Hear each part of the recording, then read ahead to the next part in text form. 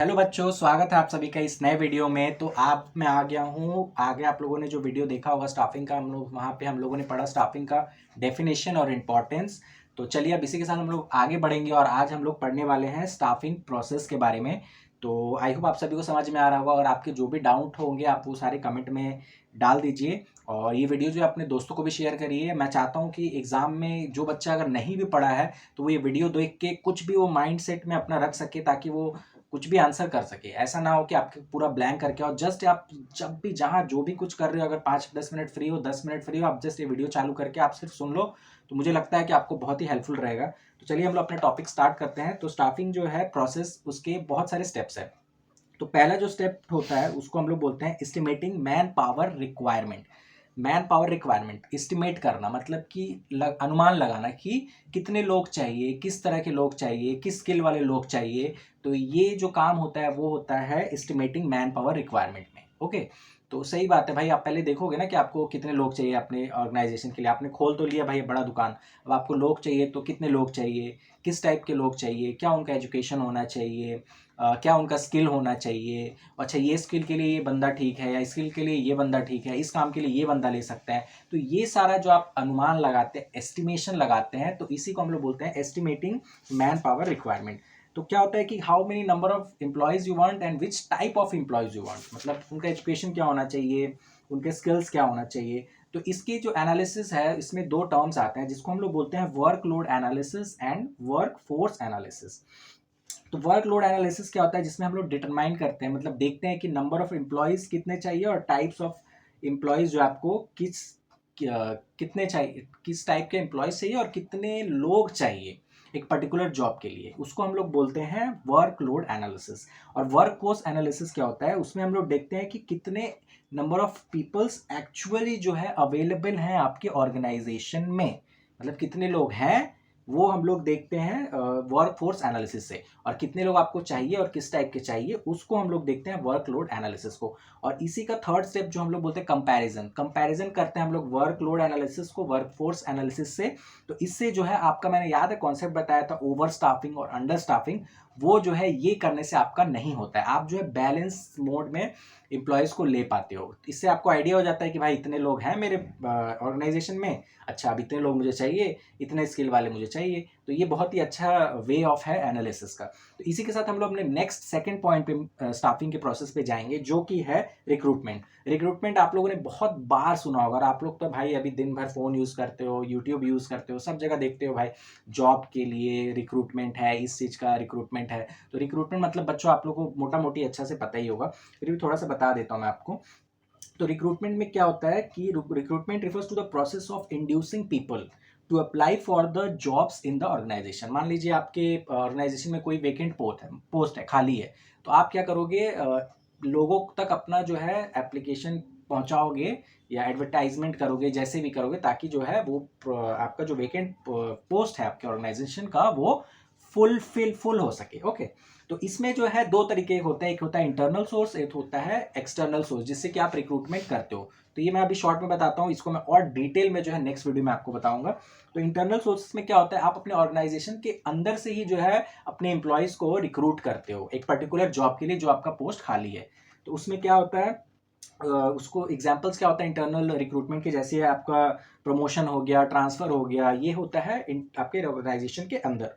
इसको हम लोग बोलते हैं इंटरनल रिक्रूटमेंट। और एक्सटर्नल रिक्रूटमेंट क्या होता है, एक्सटर्नल रिक्रूटमेंट मतलब आउटसाइड द ऑर्गेनाइजेशन, मतलब आपके ऑर्गेनाइजेशन से बाहर से अगर आप किसी को रिक्रूट करते हो अपने ऑर्गेनाइजेशन में, तो वो होता है आउटसाइड, सॉरी, एक्सटर्नल रिक्रूटमेंट। जिसमें क्या आते हैं, जैसे मान लीजिए आपका एडवर्टीजमेंट हो गया, या आपने कोई एम्प्लॉयमेंट एक्सचेंज में आपने कोई एप्लीकेशन दिया, तो ये सारे सोर्सेज हैं जिससे कि आप एक्सटर्नल रिक्रूटमेंट करते हो। तो अब हम लोग बढ़ेंगे अपने थर्ड प्रोसेस के, स्टाफिंग के प्रोसेस के बारे में, जो है सिलेक्शन प्रोसेस। सिलेक्शन जो है, आप देखिए, सबसे सब कुछ हो गया, आपने एडवर्टीजमेंट दे दिया, रिक्रूटमेंट का लिए पोस्ट वगैरह दे दिए, इतने लोग चाहिए, अब सिलेक्शन आपको करना होगा। तो सिलेक्शन जो है बहुत ही इंपॉर्टेंट पार्ट है। इस ये प्रोसेस जो है, इसमें आप चूज करते हो कि एक पर्टिकुलर जॉब है उसके लिए कौन सा जो है एम्प्लॉय जो है या कौन सा कैंडिडेट जो है वो परफेक्टली फिट है विद पर्टिकुलर स्किल और एजुकेशन क्वालिफिकेशन। तो इसमें जो है आप चूज करते हो जो आपका वेकेंट पोस्ट है उसमें कौन जो है फिट बैठता है।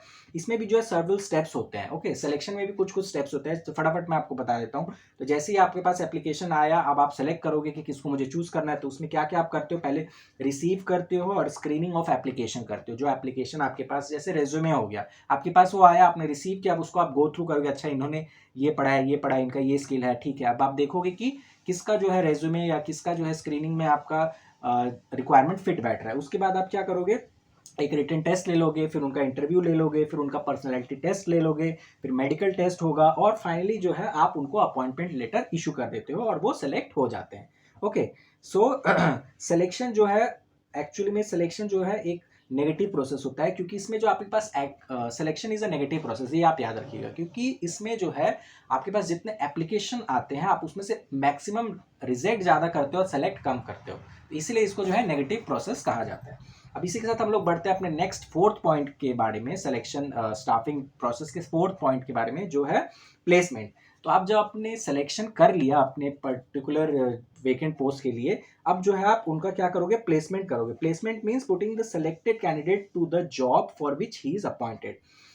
ओके, मतलब अब जो जिनको भी आपने सेलेक्ट किया है उसको आप अपने जॉब पे अपॉइंट करवाओगे, ताकि प्लेसमेंट एक तरह से आप उनको लेटर दे दोगे, ताकि वो जाके अपना जॉब जो है स्टार्ट कर सकें। ओके, कि राइट पर्सन को राइट जॉब आप उनको चूज करके, उनको सेलेक्ट करके उनको आप प्लेसमेंट दे दोगे। ओके, नेक्स्ट जो अपना फिफ्थ जो स्टाफिंग का प्रोसेस है वो है ओरिएंटेशन। ओरिएंटेशन में जो क्या होता है, एक तरह से जैसे आप अपने कॉलेज में देखोगे, आप जब न्यू कॉलेज में या कहीं भी जाते हो तो आपको एक पहला जो है इंट्रोडक्शन या एक सेशन होता है, जिसमें आपको कॉलेज के रूल्स रेगुलेशंस या इन्वायरमेंट के बारे में, टीचर्स के बारे में सब कुछ आपको बताया जाता है, इंट्रोडक्शन टाइप होता है। तो इसी तरह से ऑर्गेनाइजेशन में भी उसको ओरिएंटेशन कहा जाता है, जिसमें जो एम्प्लॉय जो सेलेक्ट हो गया है उसको फेमिलराइज कराया जाता है ऑर्गेनाइजेशन के रूल्स से, पॉलिसीज से, और उसके जो सबऑर्डिनेट्स हैं या उसके सुपीरियर है उनके रिलेशन से बताया जाता है कि इनका ये पोजीशन है, ये है हमारी कंपनी में, इनका रोल ये है।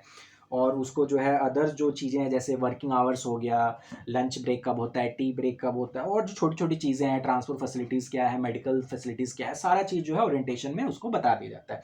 इसी के साथ हम लोग बढ़ते हैं अपने 6th पॉइंट के बारे में, जो है ट्रेनिंग एंड डेवलपमेंट।